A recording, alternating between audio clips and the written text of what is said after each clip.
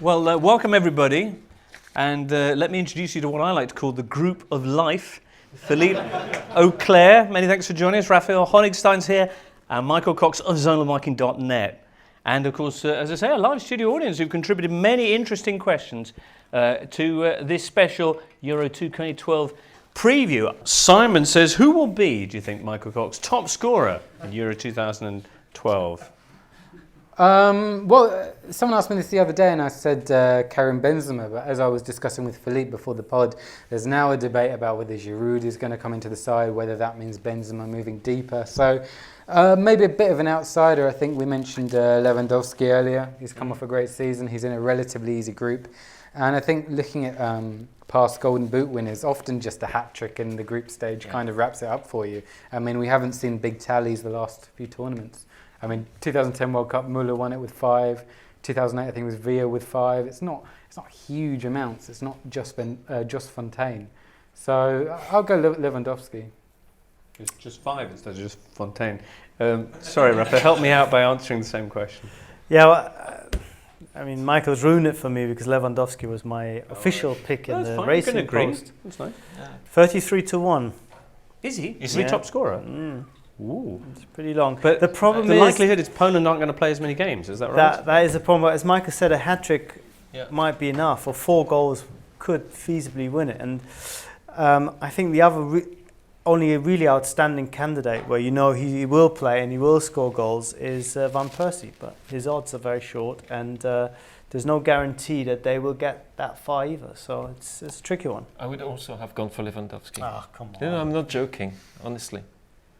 All right then. There's a strange situation where all the big sides, there is a debate about who's going to play as the main striker. Spain have got maybe Llorente, we don't really know. France, Giroud, it could be Benzema. Holland have got Huntelaar coming into form and maybe want to play him. England, we don't know. We assume it's going to be Andy Carroll. Italy, there's question marks. So it's quite an open market. Yeah, Germany also don't know. Yeah, because they'd like to stick with Klose, but he's been missing, as you know, from Lazio for the last few months, and it's a race against time to get fit for him. He was running like a rabbit against Switzerland, though. Yeah, but he hasn't the rabbit got who didn't know what the warren was. Rabbit in the headlight. Yeah. He hasn't got the match sharpness, and it was really telling, sadly. All right then. what do you think, James? Well, who do I think? Yeah. There's a Polish player called Lewandowski who I think great things about. This guy. No, I don't know. Really? Seriously? No idea. Balotelli. Why not? Could happen. Niklas Bentner. Nicholas Bentner, actually, you know what? And I bet you got good odds on him as well. He's the type of player who can score a hat-trick in a group game. Yeah, frankly, it's not going to happen though, Philippe, is it? No. Okay. All right, but why not? Okay, best player. What to win player of the tournament? You mean? Maybe Mesut Ozil. I mean.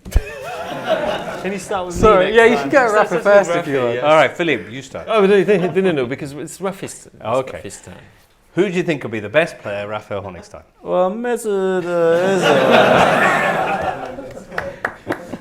No, really, I think it's his time to shine. I mean, he was very good in 2010, right, but he's really evolved after 2 years at Madrid, playing under a lot more pressure, but also playing with better players. And still, at Madrid, there is a feeling that he can do more, that he sometimes goes missing in between games. I think for Germany, he'll really come into his own. He'll play centrally, it's his best position. I think if Germany go far, then he will have a huge hand in it. So there's a good chance that the both of them will go together. Philippe? I'll go left field, and for a player for whom this tournament means an awful lot, with Raphael van der Vaart. It's Will a he really play? left field sort of choice. I know he's capable of being rubbish, but I wasn't going to say Mesut Ozil, because otherwise people say we would have. Yeah. No, I do fancy the Dutch to do something. Will he quite play special. even though, Van der Vaart? I think he will play, yes. But as I say, it's a real left field choice, which I just put there for debating reasons. All right. How can we possibly make such a prediction? I don't know. You As just the got to best think of the player of name the and you say it. And everyone forgets. And Michael, you think it's going to be Mesut Ozil. We know that. All right. But you can't say it. That's how you say it, isn't it? Mesut Ozil. Ozil. What did I say? That's what he said. Okay. You're just being picky, Philippe. Now. Yes. Okay. Right. Views on the best young player. Yeah, good. And what's that? Oh, best young player. We haven't done that one yet. Views on the best young player who will get an opportunity in the summer at Euros. Well, you And can go from these two England? first while I have a think. 'Cause, Philippe, you go first. From England? No, Well, you could say from any nation. No. It could be from England. It could be from England. Yeah, it You're could right. be from England. Yeah. Yeah. Well, Alex Oxlade-Chamberlain, of course. Oh, that's a great shout. The Ox. I'll go for Dzagoev. Oh, right, the Russian. Yeah. Right. Will he play? 22, he will play Yeah, for he sure. will, He will definitely. play. He's been threatening to be the next best thing for 6-7 years now, even when he was 15. No, seriously. When he was 15, 16, people talked of him of being the sort of Russian superstar. And Right. he is coming into that kind of space. So, All right. Pretty much. Michael? I would go for Kevin Strootman of Holland, who, I mean, Holland have got this debate about whether they play two holders or whether they play Van der Vaart in that role. I think Strootman's a good compromise. He's not an attacker, but he's a passing player, and I think that's what they need. They need someone to sit Van Bommel or De Jong, and someone who can play the first pass into the front four. I don't know if he'll start, but I hope he does because I think he's a really good player. All right. Christian Eriksen? So, Ericsson, yeah, possibly, yeah. but again, it's it's the a Danes. tough group. All right, then. And who do you think is going to win the thing? Well, I'm scared to go before Raphael again because I think. I tell you what. Look, Should we- you all write should it down. Okay. Okay, you hand those over there, and you've all got a pen. Okay. Okay, Is that why we have tense. pens Well, then? who can do the countdown music? we're playing like blankety blank. Right. Well, you can read it out. It's okay. I can write, but I can hardly read. Oh. Netherlands. Really? Shut the front door. At least I'm being consistent. Deutschland. And I've gone for Germany. All right then. Well, there you go. Oh no, one of those pieces of paper was important What about you? because it Jimbo? said on it. Who do I think is going to win? Yeah. Oh, it's this one here. Okay. I mean, it could be anyone, couldn't it? It really could. I mean, that's the thing about the Euros. The great thing about the Euros, it genuinely could be anyone. You have Can I Greece, you have Denmark winning. It could be England, you know. You could have Wayne Rooney coming back in, 2 games in, Yes. suddenly lifts the entire team in exactly the opposite way him going out dropped the whole team in 2004. Suddenly he's back in. Ashley Young's had a brilliant start. The other Ashley fellow at the back, he's turning into the player of the tournament. The team's well organised. They romped through their group. They reached the semi-finals. Rooney bags a brace and he's top scorer in the tournament and England win. We'll never hear the end of it, but it could happen. Anyway, sorry, Philippe.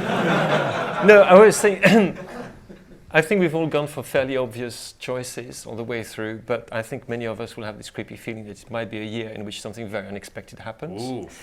Because, well, tiredness, long seasons, all these favourite teams that we've talked about.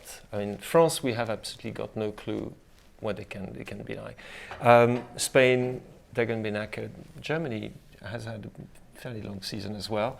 And with the psychological damage, I don't know. Maybe I'm overstressing that of this European Cup final. Could it be one of the very big surprises? Also, you think about the logistics as well. The conditions. It's not going to be very helpful. Well, Jonathan Wilson says the Czech Republic. Yeah, at 110 to 1. I believe. 110 to 1. Still too short. Yeah. All right, well, let me tell you what you can expect from Euro 2012. A daily podcast for you every day during the tournament. Hooray. There you go. That was it. That's what you can expect. Oh, and also, I think we'll be doing some paper reviews. And of course, Raphael, you'll be joining us on the line from Warsaw. Yep. And all sorts of things. And Philippe, hopefully you'll be joining us as well, you know. And we'll be doing our usual kind of fantastic European-wide coverage. Many thanks to everybody for coming along. Philippe Auclair, Raphael Honigstein, Michael Cox of zonalmarking.net, and to producer Ben, Uncle Ben, all the others as well. Yep, it is. And to you for coming along and all your terrific questions. This event was brought to you by Guardian Extra, the membership scheme for readers of The Guardian, and hopefully we'll have more like it very soon. We'll keep you abreast of those as they come up. In the meantime, from all of us here, it's goodbye.